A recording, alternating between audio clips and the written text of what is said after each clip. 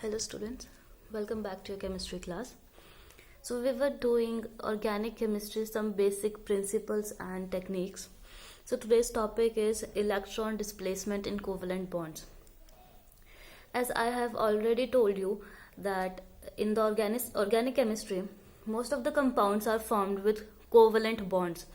और इन covalent bonds में electron का डिस्प्लेसमेंट हो सकता है due to the presence of some heteroatom in the compound. So mainly there are four types of electron displacements in the covalent bond. So firstly we have inductive effect. इसे हम I से denote करते हैं. इस effect में क्या होता है कि एक परमानेंट शिफ्ट होता है इलेक्ट्रॉन्स का. So it is a permanent effect. It arises when electron withdrawing EWG's electron withdrawing group is attached to carbon chain, and again further it is divided into two types, minus I effect and plus I effect. Minus I effect कब आएगा? जब आपके पास strong electron withdrawing group होगा. Strong electron withdrawing group का मतलब है जैसे कि जिसकी इलेक्ट्रोनेगेटिविटी ज्यादा होगी. अगर इलेक्ट्रोनेगेटिविटी ज्यादा होगी तो बॉन्ड के इलेक्ट्रॉन्स को वो ग्रुप या वो एटम अपनी तरफ अट्रैक्ट कर लेगा. तो for example we have NO2 या फिर कार्बोक्सिलिक ग्रुप का COOH जो ग्रुप है, या हेलोजन जिनकी इलेक्ट्रोनेगेटिविटी ज्यादा होती है. और इस केस में नाइट्रोजन एटम जो है आपका उसकी इलेक्ट्रोनेगेटिविटी भी ज्यादा होती है. उस वजह से जो इलेक्ट्रॉन है बॉन्ड के कोवलेंट बॉन्ड के जो इलेक्ट्रॉन्स है वो शिफ्ट हो जाएंगे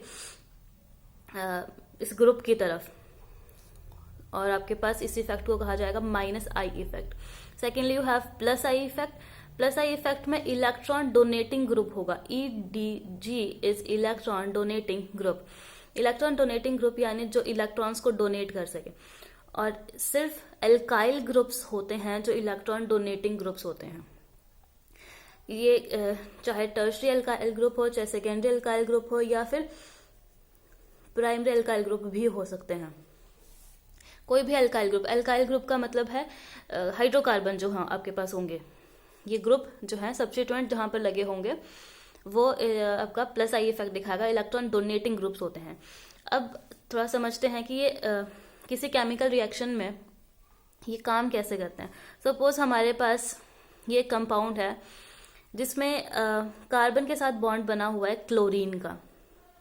क्लोरीन बीइंग इलेक्ट्रोनेगेटिव एटम, तो ये इलेक्ट्रॉन विड्रॉइंग ग्रुप है, स्ट्रॉन्ग इलेक्ट्रॉन विड्रॉइंग ग्रुप है.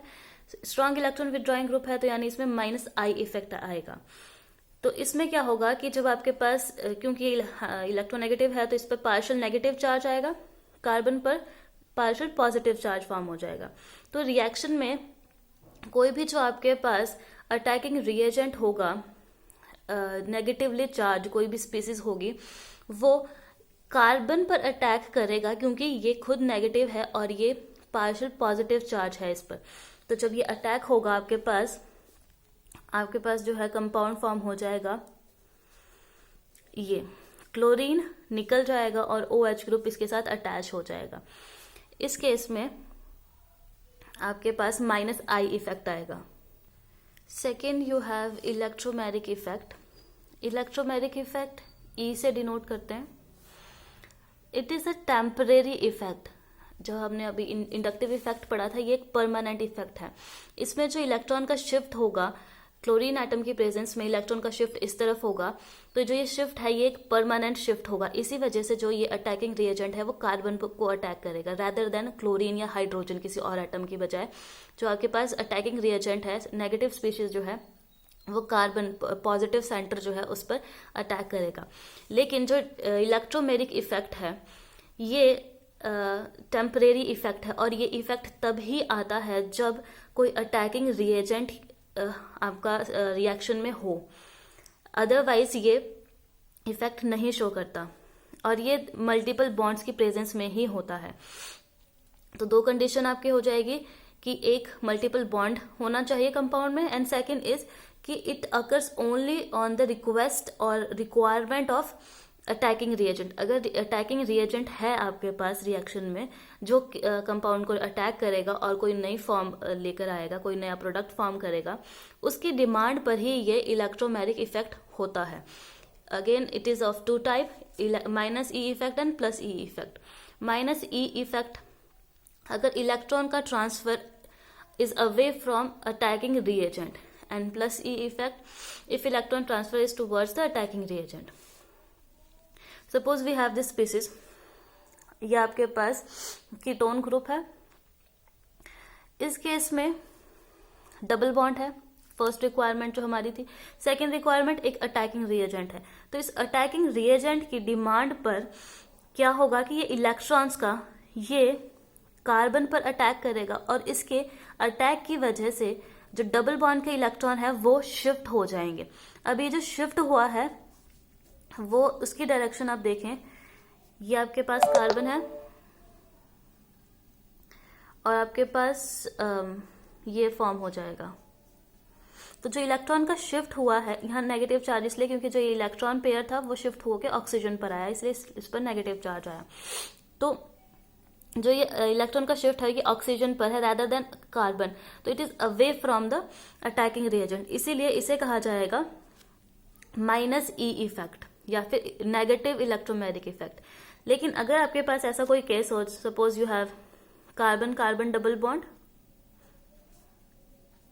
और अटैकिंग रिएजेंट की प्रेजेंस, H पॉजिटिव कोई अटैकिंग रिएजेंट है आपके पास, इसकी प्रेजेंस में ये कार्बन पर अटैक करेगा.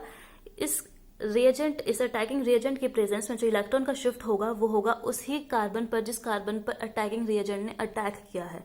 तो आपके पास जो फॉर्म होगा प्रोडक्ट वो होगा ये. यहाँ पॉजिटिव चार्ज इसलिए आया क्योंकि जो इलेक्ट्रॉन का शिफ्ट है वो इस बॉन्ड से इस कार्बन पर गया है. तो यहाँ पर इसने इलेक्ट्रॉन दे दिए हैं तो इस पर पॉजिटिव चार्ज आएगा. इस पर कोई चार्ज नहीं है क्योंकि वो चार्ज न्यूट्रल हो गया इस बॉन्ड फॉर्मेशन के, जो नया बॉन्ड फॉर्म हुआ उसकी वजह से वो न्यूट्रलाइज हो गया चार्ज.